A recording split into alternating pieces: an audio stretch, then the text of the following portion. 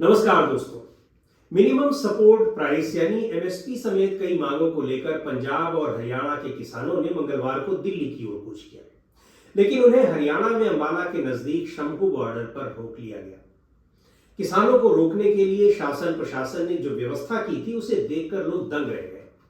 सड़कों पर कीले नहीं, भाले बिछाए गए थे। बैरिकेडिंग के लिए पत्थरों के बड़े बड़े टुकड़े खड़े कर दिए गए थे। लेकिन फिर भी जब किसान उन बाधाओं को पार करने की कोशिश करने लगे तो ड्रोन्स के जरिए आंसू गैस के गोले छोड़े गए। गोले भी एक दो नहीं, बल्कि इस तरह कि पूरा इलाका धुएं से भर गया और लोगों का सांस लेना मुश्किल हो गया। पुलिस ने प्रदर्शनकारी किसानों को रोकने के लिए रबर बुलेट और वाटर कैनन का भी इस्तेमाल किया। सुरक्षा बलों समेत कुछ लोग इसमें घायल भी हुए हैं। यानी कुछ इस तरह रोकने की कोशिश हुई मानो ये देश के किसान नहीं, देश के नागरिक नहीं, बल्कि देश के दुश्मन हो। किसानों के दो बड़े संगठनों संयुक्त किसान मोर्चा गैर राजनीतिक और किसान मजदूर मोर्चा, इन दोनों ने पहले ही घोषणा कर रखी थी कि वो एमएसपी की गारंटी को लेकर दिल्ली में प्रदर्शन करेंगे और इसके लिए उन्होंने 13 फरवरी को दिल्ली चलो का नारा भी दिया था।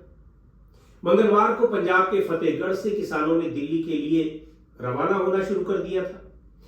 दिल्ली में भी सिंघू, टीकरी और गाजीपुर बॉर्डर पर सुरक्षा व्यवस्था पुख्ता की गई है। दिल्ली की सभी सीमाओं पर बैरियर लगाए गए हैं। एक तरीके से उनको सील कर दिया गया है ताकि दूसरे राज्यों से भी किसान ना आने पाए।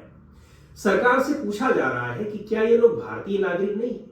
क्या इन्हें भी देश में आजाद घूमने का अधिकार नहीं है? क्या ये लोग अपनी मांग को लेकर देश की राजधानी दिल्ली नहीं आ सकते? और ये सवाल आम लोग ही नहीं, बल्कि पंजाब और हरियाणा हाईकोर्ट ने भी राज्य सरकारों से पूछा है। कोर्ट ने स्पष्ट तौर पर कहा है कि राज्य सरकारें ऐसे इलाके चिन्हित करें जहां ये लोग विरोध प्रदर्शन कर सकें। पंजाब और हरियाणा हाईकोर्ट में मंगलवार को प्रदर्शन को लेकर 2 याचिकाओं पर सुनवाई हुई। इनमें से एक याचिका दिल्ली जाने के लिए बॉर्डर सील करने के खिलाफ थी, जबकि दूसरी याचिका प्रदर्शनकारियों के खिलाफ थी। कोर्ट ने केंद्र, हरियाणा, पंजाब और दिल्ली सरकार को नोटिस जारी किया है। कोर्ट ने कहा कि राज्य सरकार का कर्तव्य है कि वो नागरिकों के अधिकार को सुरक्षित करे और इसकी वजह से किसी तरह की कोई असुविधा भी न होने पाए।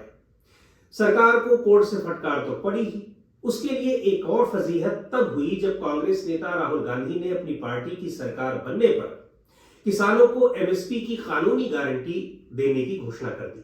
यही नहीं, राहुल गांधी ने यह भी कह दिया कि सरकार बनने पर स्वामीनाथन कमीशन की रिपोर्ट को भी लागू करेंगे। किसान सीमाओं पर डटे ही हैं। उधर संयुक्त किसान मोर्चा यानी एसकेएम ने 16 फरवरी को एक दिन का ग्रामीण भारत बंद करने की घोषणा कर रखी है। संगठन ने बयान जारी कर अपने सभी किसान संगठन सदस्यों से 16 फरवरी को किसानों पर बल प्रयोग करने के खिलाफ प्रदर्शन करने की भी अपील की है। वहीं सरकार का कहना है कि आंदोलन में शामिल कुछ लोग हैं जो इस समस्या का समाधान नहीं होने देना चाहते, जबकि सच्चाई ये है कि किसानों की इन मांगों पर 1.5 साल में सरकार ने कुछ भी नहीं किया। एक बड़ा सवाल ये भी है कि सरकार आखिर चुनावी माहौल में इतने बड़े तबके को नाराज करके क्या जोखिम मोल नहीं ले रही है? ऐसा लगता है कि शायद वो इसमें कोई नुकसान ना देख रही हो। यानी सरकार को शायद पता है कि किसान नेता और किसान वैज्ञानिक को भारत रत्न उसने दे ही दिया है। यूपी की एक बड़ी किसान समर्थक पार्टी को अपने साथ कर ही लिया है। दूसरी पार्टियों के नेताओं को तोड़ने का काम चल ही रहा है।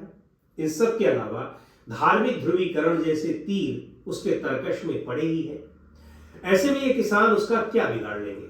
शायद सरकार यही सोच रही हो। और हाँ, इन किसानों को सोशल मीडिया में उसके समर्थक महारथी नकली किसान और यहां तक कि देश विरोधी होने का प्रमाण पत्र देते ही रहेंगे। सरकार को इसका भी भरोसा है।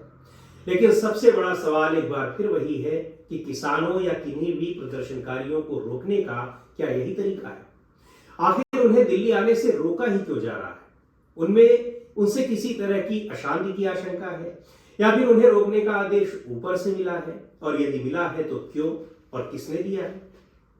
अगले वीडियो में ऐसे ही कुछ सवालों के उत्तर तलाशने की कोशिश होगी। तो देखते रहिए द ग्राउंड रिपोर्ट को। चैनल को सब्सक्राइब करिए, लाइक करिए, शेयर करिए और अपना सहयोग दीजिए।